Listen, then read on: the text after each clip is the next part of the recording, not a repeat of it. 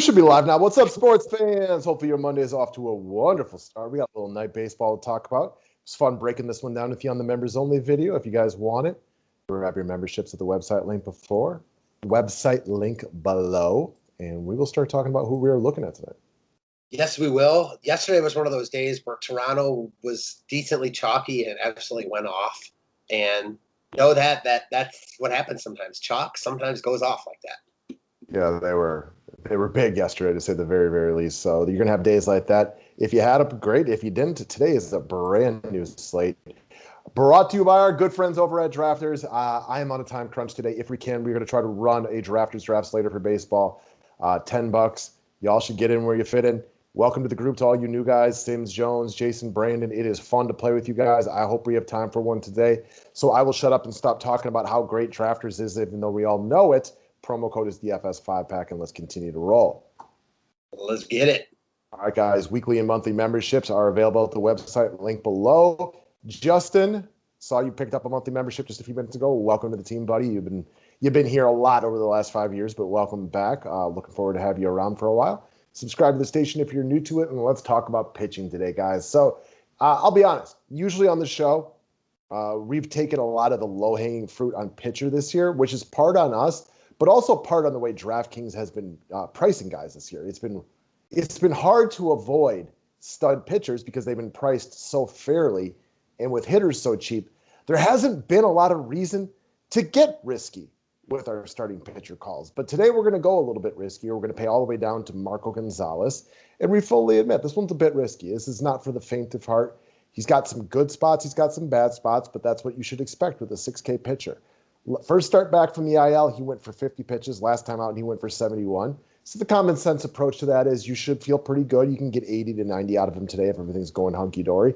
Doesn't mean it will be, but while he won't throw 120 pitches today, he continues to be on the rise.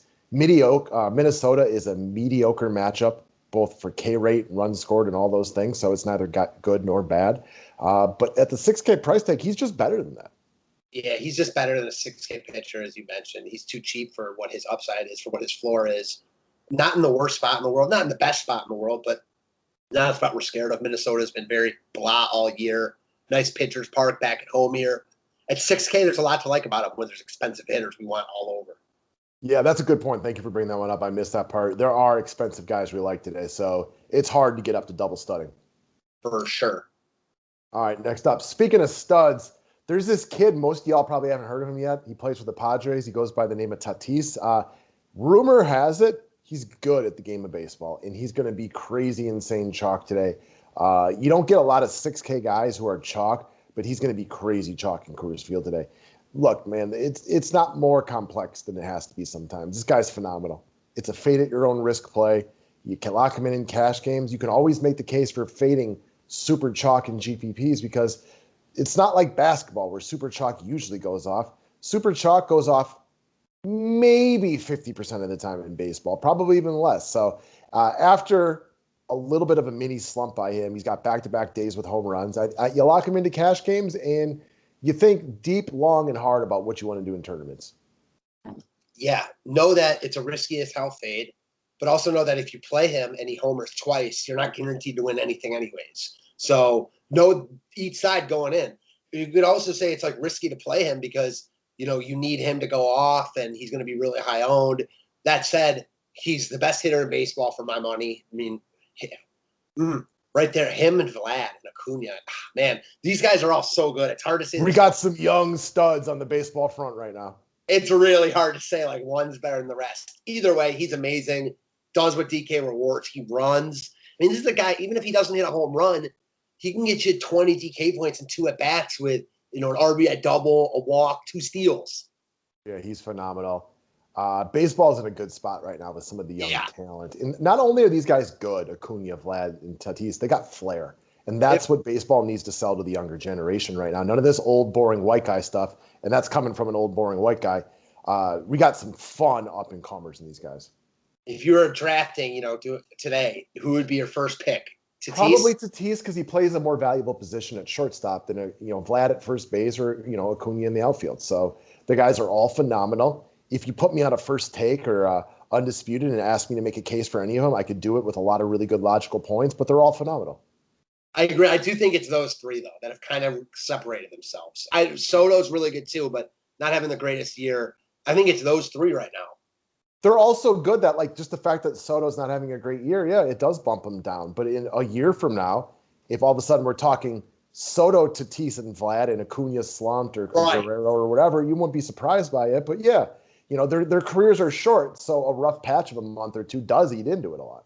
It's like these guys have all passed, though, like the mainstays, like Arenados of the world. Like these guys are the best, in my opinion, like this young crop.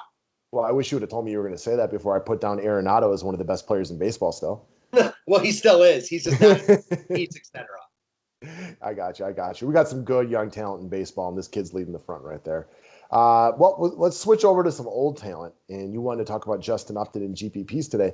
Quite frankly, we've been talking about Upton for years. He's I'm not going to go there. I'll tell you what that was about after. I was going to make some joke about somebody's underwear, but he's as streaky as any hitter in baseball is Justin Upton.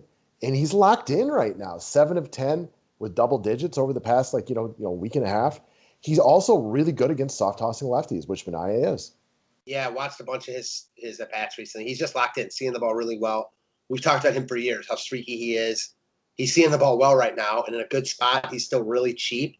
I like him a ton. He's one of my favorite outfielders on the slate. Yeah, he's too cheap. He's too affordable for how he's been playing. And this, we've brought him up for the last 10 days or 2 weeks or 3 weeks, whatever it's been. He keeps saying the same thing, and that is that he never quite amounted to the perennial MVP candidate people wanted, but he's had a nice major league career. He still has some lead left in the pencil, and he's playing really well right now. I agree wholeheartedly with all that. All right. Speaking of guys who hit lefties really well, let's talk about Nick Castellanos of the Cincinnati Reds. So he's consistent for cash games like I'm talking about him. He should also be low owned enough for GPPs. So this guy's absolutely on fire and also just having a tremendous season. Look at that OPS and batting average. This guy is a really, really good hitter. He's got multi-hit games in 6 of his last 10. He crushes left-handed pitching. He's actually cheap, by the way. Some guys are priced on this slate. And this is also a great ballpark for him. So the thing with Castellanos, this is a guy who can hit 30 to 40 home runs, but he only does it in the right setting. A guy like a Stanton or a Judge can hit 30 or 40 everywhere if they could actually play that many games. Castellanos needs to play at one of these hitter-friendly parks. Well, that's where he is tonight. His home park is Cincinnati, same thing. But tonight he's in Milwaukee. Ball pops in the summertime, short park, ball flies. It's a great place for him to hit one of those classic line drive home runs he does. Yeah, I mean, this guy, you're right about the home runs, but he's one of the better hitters in all of baseball. He really is taken after like the JD Martinez mold. He hits the ball where it's pitched. He's patient. He's not greedy. He'll take his singles. And, man, at 4,800 against Lauer in a really good hitter's park, there's just a ton to like about him. There's so many good outfielders on the slate. I don't even think his ownership gets to be crazy high. It's one of those, like, I don't think you have to play him in cash games. I don't think you have to fade him in GPPs. I think he's a great play in any format. Yeah, that's kind of where we landed on this. When you thought about him for GPPs, I thought about him for cash. But quite frankly, he works anywhere because he's just a really good player. Exactly. All right, next up, speaking of good players. So despite what we were kind of joking about earlier, Arenado, yeah, I get it. Tatis and Acuna, probably a little bit more desirable to have on your roster right now, but he's still a really good player. Yeah, that's no slight on Arenado. Yeah. He's just not like the best player in baseball anymore or the top 2 or 3 because these other guys are amazing. I mean, they're younger, so they're less proven, but these guys look amazing right from the gate. It's rare you see that, but it's true. It's kind of like telling Klay Thompson, you're not as good of a shooter as Steph. Like, okay, cool. Like, I'm still really good, though, right?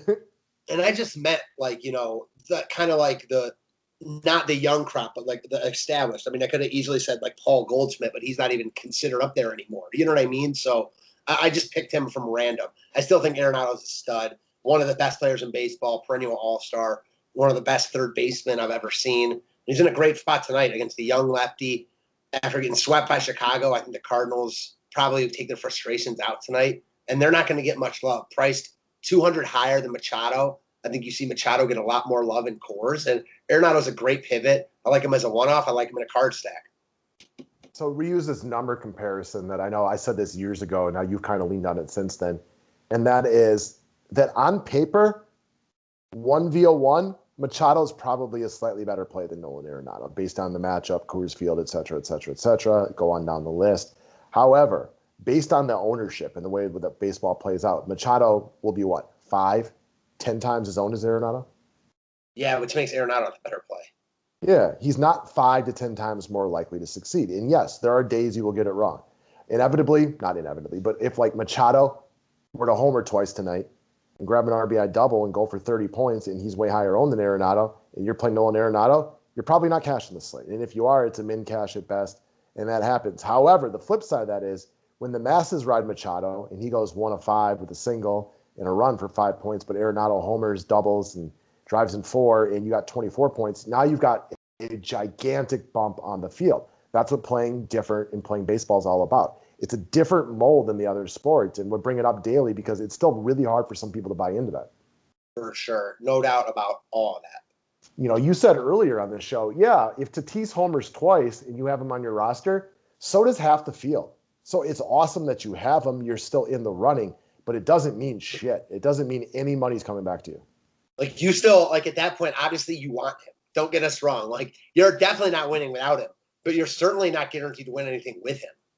Yeah, and even when the days like that you find your way to meander into the money when you fade a big play like that, it feels nice, but you're still only feeling nicing and probably min cashing at best. For sure. No doubt about it. So, all right, guys, that's what we got for today.